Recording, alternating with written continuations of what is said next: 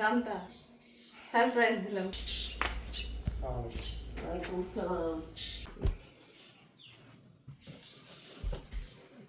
আড়াই মাস মিশারি তার বাবাকে কাছে পায় নাই, মনে হইতেছে যে 2.5 বছর পরে কাছে পাইছে। আসসালামু আলাইকুম। আমার বিপদের দিনে পাশে থাকার জন্য মিশারির আব্বু সেই সৌদি আরব থেকে ছুটি নিয়ে বাংলাদেশে আসছে। তো এখন উনি এয়ারপোর্টে অবস্থান করছেন এবং ওনাকে এয়ারপোর্ট থেকে রিসিভ করার জন্য কে যাচ্ছে? মিশারি আর তার নানা। কিন্তু মিশারি হচ্ছে নাছোড় বান্দা, আমাকে সাথে নিয়ে তারপর সে তার বাবাকে আনতে যাবে। তো শীতের সকাল এবং সময় হচ্ছে সকাল 6:45, কিন্তু এখনো বাইরে অন্ধকার, কারণ ওই যে শীতকাল, দেরিতে রাত পোহায়। তো মিশারির নানা গাড়ি নিয়ে আমাদের বাড়িতে আসবে, তারপর আমরা ওই গাড়িতে করে সরাসরি এয়ারপোর্টে যাব। তো কিভাবে মিশারির আব্বুকে বাড়িতে নিয়ে আসলাম জানতে হলে পুরো ভিডিওটা দেখতে থাকুন।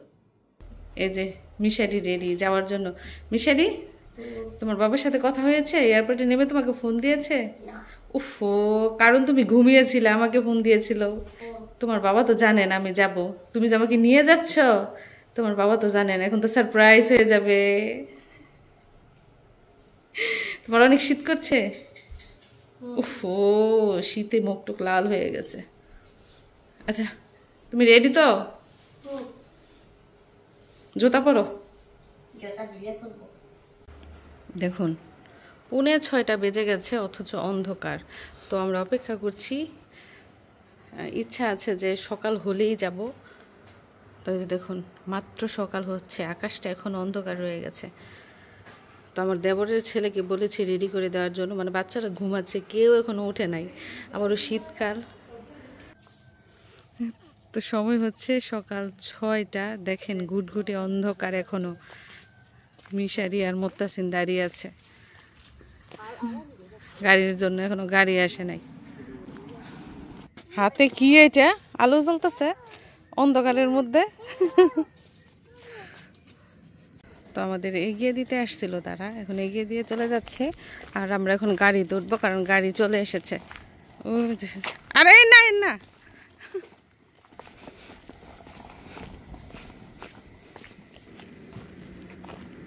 গাড়ি তো ওঠা লক করা।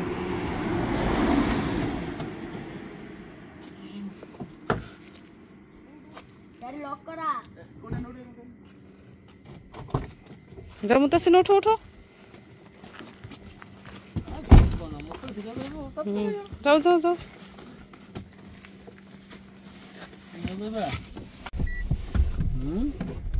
বাবা তো খালি লাগে চলছে, বড় বড় দেখতে।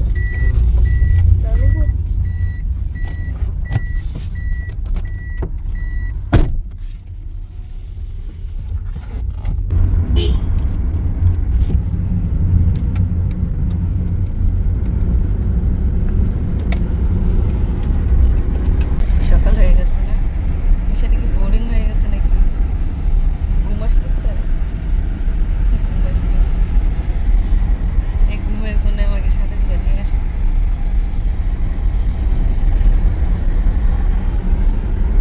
তো দেখতেই পাচ্ছেন ভোর সকালে আমরা রওনা দিয়েছি এয়ারপোর্টের উদ্দেশ্যে। আর অন্যদিকে মিশারির আব্বু দাম্মাম থেকে রাত 8টার ফ্লাইটে ঢাকার উদ্দেশ্যে রওনা দিয়েছে এবং ইতিমধ্যে উনি কিন্তু পৌঁছেও গেছেন। আর এয়ারপোর্টে পৌঁছেই কিন্তু আমাকে কল দিয়েছে আমি যেন লোকজন সহ গাড়ি এয়ারপোর্টে পাঠিয়ে দিই। তো মাত্র 2.5 মাস পরে মিশারির আব্বু সৌদি আরব থেকে আবার বাংলাদেশে আসছে। কেন আসছে বিষয়টা তো আপনারা জানেনই। আমার বিপদের কালে পাশে থাকার জন্য উনি এত কষ্ট করে চাকরি লস দিয়ে, ব্যবসা বাণিজ্য লস দিয়ে তারপর বাড়িতে আসছে। উনি ওনার কথা রেখেছেন। যাওয়ার সময় উনি আমাকে কথা দিয়েছিলেন উনি আমার বিপদে পাশে থাকবেন। আর আমিও অনেক মন থেকে চেয়েছিলাম যে উনি যেন আমার পাশে থাকে, আমার সাথে থাকে। তো আল্লাহ কবুল করেছেন, ওনারও ইচ্ছে হয়েছে, উনি বাড়িতে আসছেন। দেখেন, ভাগ্য সহায় থাকলে এবং মন থেকে কিছু চাইলে আল্লাহ কোনো দিনও তার বান্দাকে খালি হাতে ফেরায় না। আজকে আবারও তার প্রমাণ পেলাম। তো শত শত যাত্রী এসেছে দাম্মাম থেকে, সাথে মিশারির আব্বুও এসেছে। তো উনি এয়ারপোর্টে পৌঁছে ওনার মালপত্র সব বুঝে পেয়ে অলরেডি কিন্তু এয়ারপোর্টের বারান্দায় দাঁড়িয়ে আছেন। আর আজকে যে আমি যাব সেটা কিন্তু উনি স্বপ্নেও ভাবেননি। তো এটা ওনার জন্য একটা সারপ্রাইজ। আমাকে দেখে হয়তো বা উনি অবাক হয়ে যাবেন।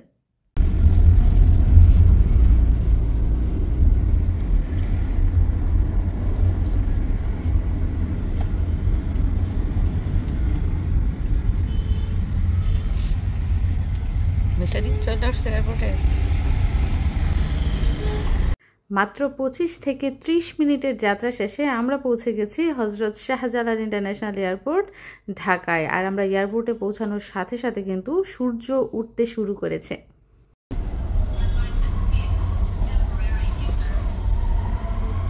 তো আমরা 1 নম্বর টার্মিনাল দিয়ে ভিতরে ঢোকার সাথে সাথেই দেখি উনি উপস্থিত।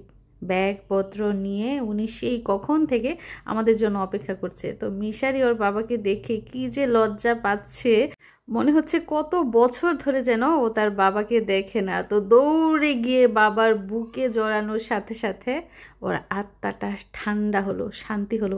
কতই না কান্না করেছে বাবা বিদেশ যাওয়ার সময়, সেই বাবা আবার ফিরে এসেছে, তার ভিতরে যে কি শান্তি লাগছে।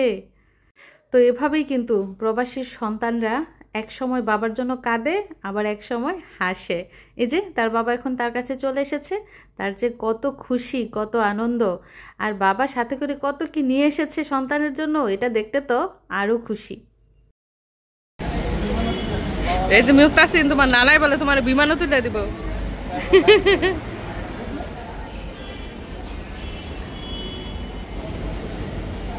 আসম যাও যাও।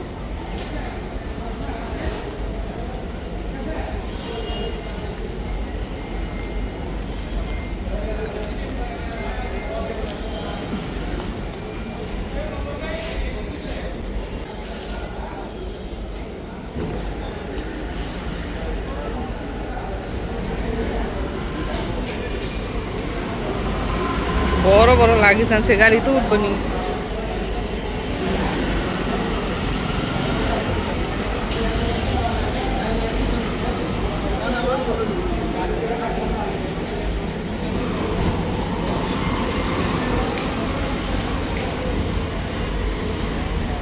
যাই হোক, আমাদের এয়ারপোর্টে এসে পৌঁছাতে মাত্র 20 মিনিট সময় লেগেছে, এখনো কিন্তু সকালও হয় নাই।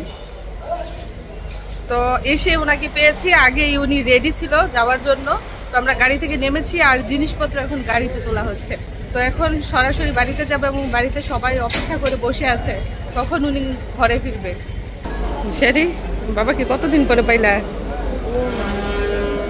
কত? 2 মাস।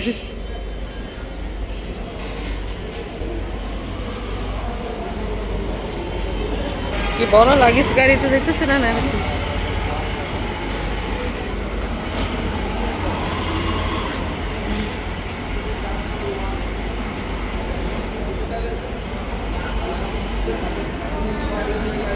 আর এয়ারপোর্টের পরিবেশটা দেখেন, অনেকে আসছে যার যার প্রিয়জনকে নিয়ে যেতে।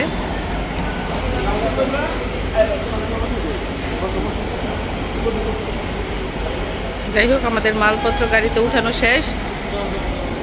গাড়িতে উঠো, যাও মিশারি।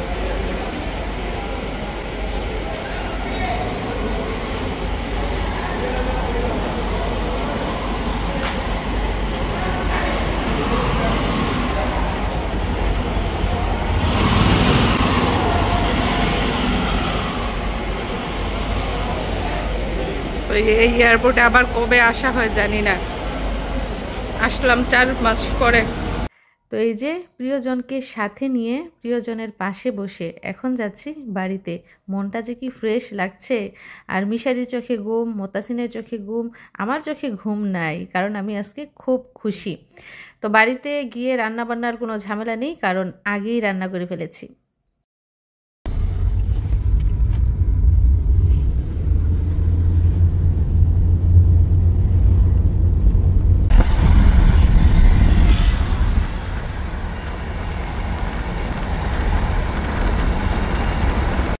আর এখন সময় সকাল 7:30 কি 8টা, মাত্র রোদ উঠতে শুরু করেছে। তো অতি উৎসাহের কারণে সারা রাত কেউই ঘুমায়নি, এখন সবাই ঘুমে ঢলে পড়ছে। আর আমাদের বাড়িতে গিয়ে পৌঁছাতে আর মাত্র সময় লাগবে 20 মিনিট। মিশারি চলে আসছে বাড়িতে।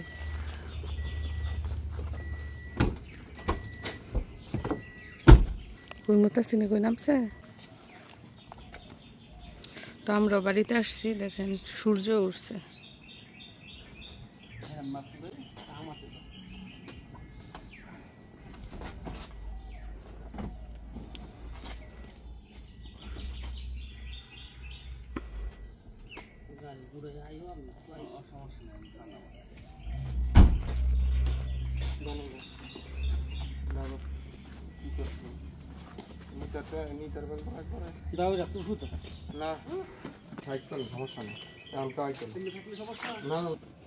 বাড়িতে এসে পড়ছি, যাও যাও যাও। তো এই যে মিশারি তার বাবাকে সাথে নিয়ে বাড়িতে চলে আসছে, কিন্তু এখনো তার ঘুম ভাঙে নাই। ওই যে ওর বাবার পিছনে ফেলে রেখে এসে পড়তেছে, ঘুমাইতো। ঘুমাইবা?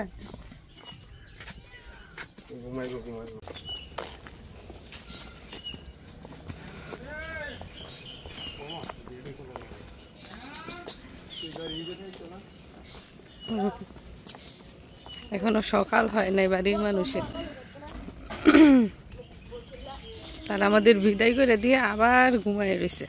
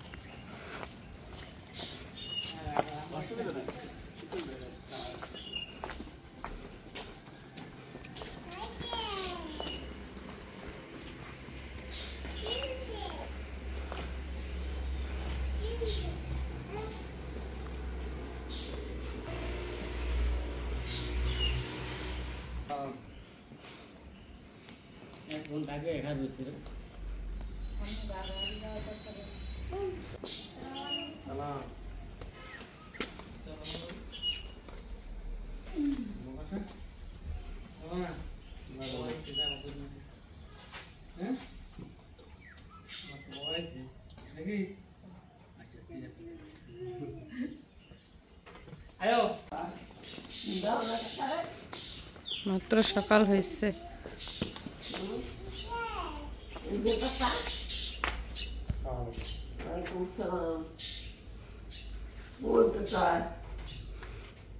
সকালে উঠে রেডি করছে, রেডি হয়েছে। হ্যাঁ যাইব, হ্যাঁ কাম দে না, ঘুমায় যায় গাড়ির মধ্যে।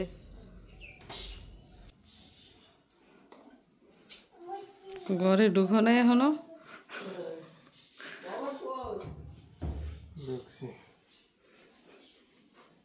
তো উনি 2.5 মাস পরে ঘরে ফিরেছে। 2.5 মাস আগে ছুটি কাটিয়ে সৌদি আরব গেছে, আবার 2.5 মাস পরে আসলো। কয় মাসের ছুটিতে আসছো? 2 মাসের ছুটিতে আসছো, লং টাইম।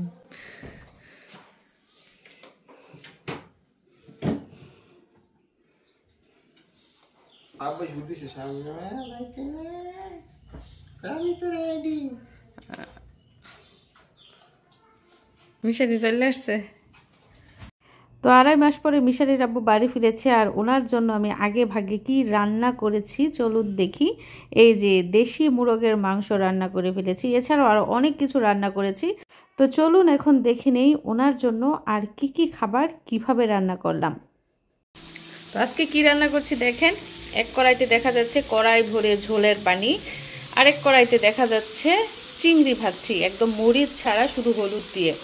আমার শাশুড়ি আম্মার জন্য, উনি একদমই মরিচ খায় না, তো মরিচ ছাড়া তরকারি ওনার জন্য। আর এদিকটায় দেখেন ডালের বড়ি আর কই মাছ ভেজে নিয়েছি, কেন জানেন? এই যে এই ঝোলের পানিতে দিব বলে। তো এই ডালের বড়িটা রান্না করার জন্য তরকারির যত মশলা আছে সব মশলা দিয়ে কষিয়ে আমি কড়াই ভরে ঝোলের পানি দিয়ে দিয়েছি।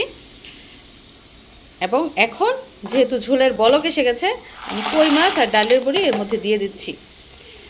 তো ঝোলের পানি বেশি হলেও কিন্তু ডালের বড়িগুলো যখন হয়ে যাবে তখন কিন্তু পানি একদম শুকিয়ে যাবে, এজন্য যতটা সম্ভব পানি বেশি করে দিতে হবে। তো রান্না হচ্ছে, আমি ঢাকনা দিয়ে ঢেকে দিচ্ছি। 5 থেকে 7 মিনিট পরে আমার কিন্তু ডালের বড়ি রান্না হয়ে যাবে। আর চিংড়ি মাছ ভাজা হলে তারপর চিংড়িটা ভুনা করে ফেলবো। ব্যাগপত্র, এই যে এক একটা ব্যাগের ওজন নাকি 5 কেজি 6 কেজি কইরা। কার্টুন দিয়ে জিনিস আনলে কিন্তু 5-6 কেজি বেশি আনতে পারতো। এখন এই লাগেজের ওজনই বেশি হয়ে গেছে। তুমি চিরুনি নিয়ে আসছো বিদেশ থেকে?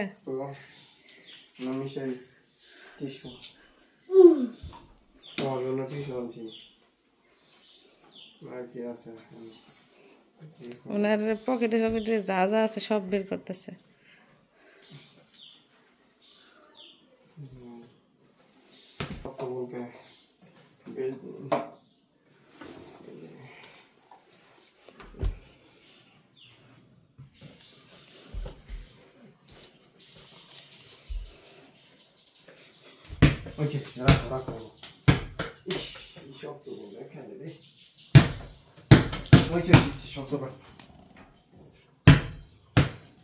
সব তালা দেওয়া।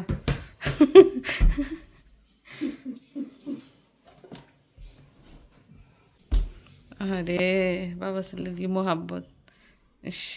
2.5 মাস মিশারি তার বাবাকে কাছে পায় নাই, মনে হইতেছে যে 2.5 বছর পরে কাছে পাইছে।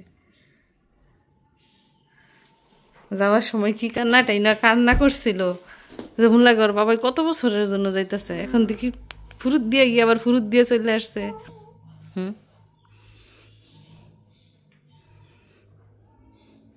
সন্তান না থাকতে এক রকমের মায়া বাড়ির জন্য, আবার সন্তান হয়ে গেল আরেক রকমের মায়া।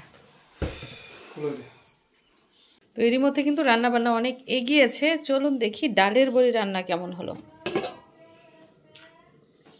দেখেছেন কড়াই ভরে যে ঝোল দিয়েছি, সেই ঝোলের পানি শুকিয়ে একদম মাখা মাখা হয়ে গেছে। আর ডালের বড়িগুলোর সাইজ দেখছেন ফুলে কতটা বড় বড় হয়েছে। যাই হোক, ডালের বড়ি রান্না শেষ। আর এদিক দিয়ে আমি ভাতের চাল ধুয়ে রেখেছি, এখন ভাত বসিয়ে দিব। আর এই যে এদিকটায় চিংড়ি ভুনা করছি মরিচ ছাড়া, এটাও কিন্তু রান্না প্রায় শেষ পর্যায়ে। যাই হোক, ভাত রান্না করলেই কিন্তু আজকে আমার রান্না শেষ হয়ে যাবে। তো আমি যে এয়ারপোর্ট যাবো তুমি জানতা? মানে ওর ঘুমাই এরকমই হয়ে গেছে। তো কালকে রাতে উনি যখন বিমানে ওঠে তখনও কিন্তু জানতো না যে আমি যাবো, অনেকটা সারপ্রাইজের মতো। মিশারি সকালে ঘুম থেকে উঠে বলে, মা তুমি আমার সাথে যাবে। মানে ঘুমে তাকাইতে পারতেছে না, তো বাধ্য হয়ে ছেলের সাথে গেলাম এবং ওনাকে একটা সারপ্রাইজ দিয়ে দিলাম। যদিও যাওয়ার সময় একবার বমি করছি, আসার সময় আরও একবার বমি করছি। যাই হোক, উনি 2.5 মাস পরে 2 মাসের ছুটিতে এসেছেন বিপদের সময় আমার পাশে থাকার জন্য। তো উনি আসাতে আমার কিন্তু অনেকটা সাহস হয়েছে, আমি অনেকটা ভরসা পাচ্ছি এবং মনের মধ্যে অনেকটা শক্তি পাচ্ছি। তো আশা করি আগামী দিনগুলো আমার অনেক ভালো যাবে। তো তোমার কেমন লাগতেছে দেশে এসে? আর এইমাত্র এসেছেন, রেস্ট নিবে, খাওয়া দাওয়া করবে, তারপর জিনিসপত্র গুছাবে, ও ঘুমাবে সারা রাতে। আমিও কিন্তু সারা রাত ঘুমাই নাই, টেনশনে যে কয়টা বাজে, বিমান কখন নামবে, আবার গাড়ি দিয়ে আনতে যাইবো, আবার আব্বাকে ফোন দিতে হইব, নানান টেনশনে আমিও ঘুমাই নাই। তো উনি আসাতে আমরা সবাই খুব খুশি, বাড়িটা একদম ভরে গেছে, বাড়ির ছেলে বাড়িতে ফিরেছে। তো এসেছে বাড়িতে, দেখতে পেয়েছেন কিভাবে এয়ারপোর্ট থেকে রিসিভ করে বাড়িতে নিয়ে আসলাম। তো সবকিছু দেখে কেমন লাগলো মতামত জানাবেন। ধন্যবাদ জানিয়ে বিদায় নিচ্ছি। আল্লাহ হাফেজ।